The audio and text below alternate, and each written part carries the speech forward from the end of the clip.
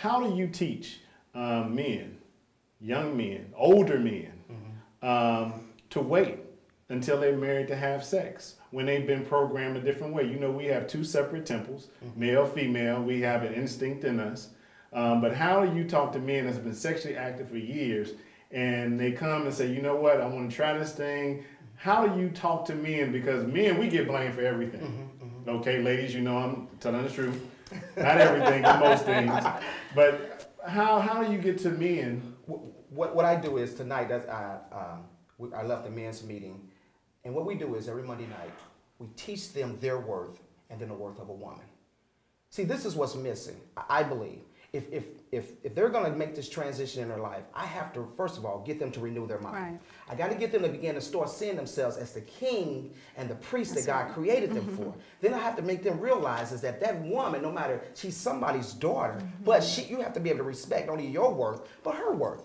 I got daughters, you have daughters. And so it's like when you begin to make them start realizing this could easily be the things that you're talking about doing to this other man's, or to this young lady, that's somebody's daughter. And the same thing, that could be your daughter. So it's the worth. And just think about what that worth is. When you start realizing, and it makes them then, when they understand the worth, it makes them appreciate a woman. It makes them understand as your mother, how respectful your mother is. And I'm like, eventually this person's gonna grow up and be somebody's mother. Right. So when you understand the worth and how important it is for a woman, if you look back through the Bible, she was the first one to breed and give assignment to the children. She was the first one to talk. It is funny in the Bible, this work, that the Bible says that a wise woman builds her house on a strong foundation, but a foolish woman builds her house on sinking sand. We often think that in reality, the man should be building the house, but it's that woman. It is the worth that's inside of her. It's that power, that ability that's inside of her, that nurturing that's inside of her, not just for the children, but even for that man. That woman, when she knows her worth and it's been taught, I often tell couples, I said, she can, you know, I tell my wife, I said, sometimes I don't need you to fuss at me, just rub my little bald head and just tell me everything's going to be all right. It's nothing like it. I said, because what that is saying is that she appreciates me, and I know that we're in this together, and it's a worth that she has that God, I think God enabled her with to build up that house. So what is she doing? She's understanding her worth, and when he looks at it, if you look back through history, we've been taught wrong for so long. Now, I'm some of the older people. We discredit the jobs that our mothers did that stayed home. That generational thing said, well, the man come in, he works, and we discredit everything that she did, keeping the house together, making sure the children were fed, making sure the children was clothed. That's the teaching we got to get back to. So now when he appreciates that, there's a value that he can place on, say, she's worth the dollar. What are some of the things that women need to start paying attention to when they are approached by men, and what are some of the qualifications that you feel they need to be on the lookout for as they allow a man to come into their life? Because we all know a man can approach, but the woman makes the choice. Right. So a lot of times, some of our women are making bad choices in men. That's right. And it's a common denominator. You know, you picking the last three boyfriends have been the same type of guy. And then you mad at all the men, but the common denominator is you. That's right. Okay, so tell us, what can women start doing to, you know, better make the choices in the men that they allow to come in their lives? Well, I think that goes back to parenting once more, because a woman needs to learn how to value herself first. Yes. Before she can find someone who will be of value to her. If you don't know what you're looking for, you will find just about anything. And it's not going to be what's right. Having gone through that myself, you know, it's like, oh, that's not it. Oh, that didn't work either. Once you get to the point where you're understanding yourself enough and what you need and what your role should be in order to be on that search, then I think you can pick a more quality person, and being realistic in that approach as well. Looking for everything. He's got to be fine, he got to have a job, he's got to do this, got to do that, his parents got to, you're not going to, if you're looking for perfection, get on your knees, because that's where it is. Jesus was perfect. God is the only perfect being that's ever existed.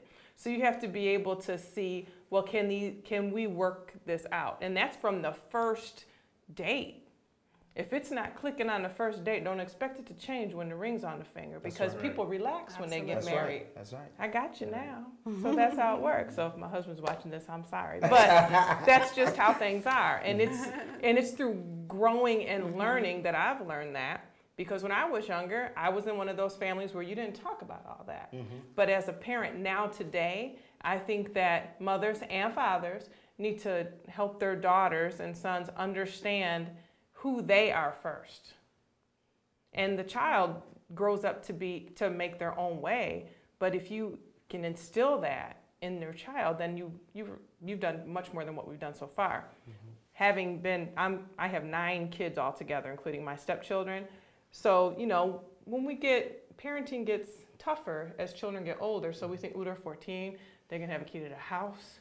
I don't have to get no babysitter no more. Right. That's when you have to get involved. Absolutely. You have to know who you're talking to, where you at, where you been. You need to be in when the street lights come on. Right. Just like when we were kids. That's not any different now. It's worse now. Yeah. Now, what's the role, Tamara, in a father being actively involved in a young girl's life? Because many times we talk about how, you know, fathers need to be in, you know, their boys' lives, but what's the importance of that daddy being involved in that woman's life? Because, you know, I believe that the measurement of that father is going to be an assessment of what that little girl looks at when she decides to take a man as her husband or a boyfriend. So, you know, what do you have to say about, you know, the father's role in helping raise the daughter?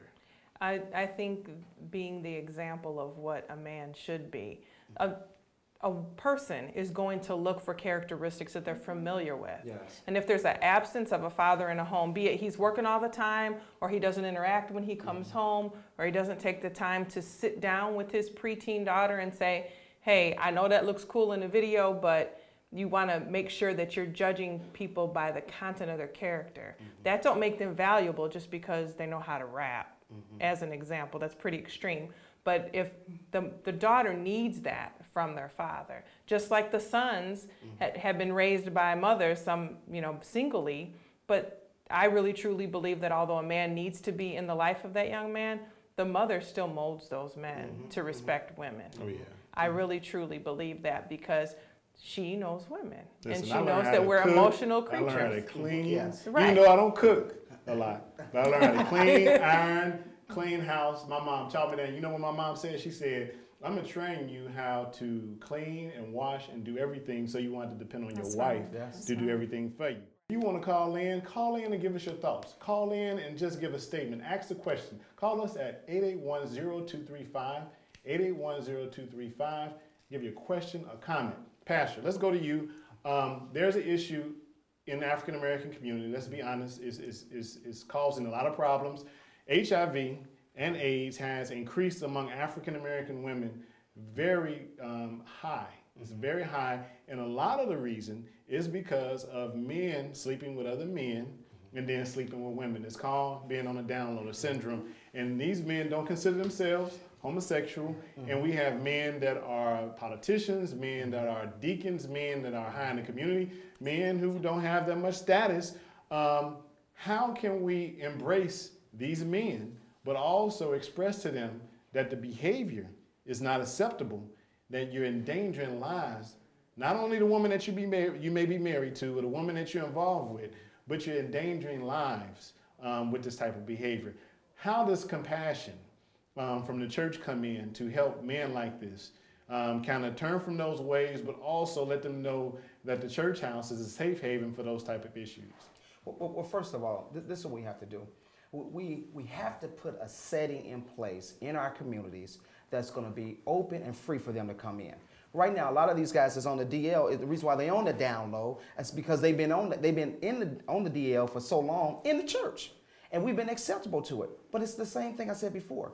When we begin to start loving their soul more than we love their gift, then we'll start taking a stand, and then we set a platform of them coming into a place that's going to be comfortable for them, building that trust. 99% of men that go to church do not trust the church. They do not trust the pastors. And it's the truth. It is easy for you to draw more women in than it is men because they do not trust. Because the stigma they have went with the title of the pulpit. You know, when I was filling out my paperwork, I didn't even want to write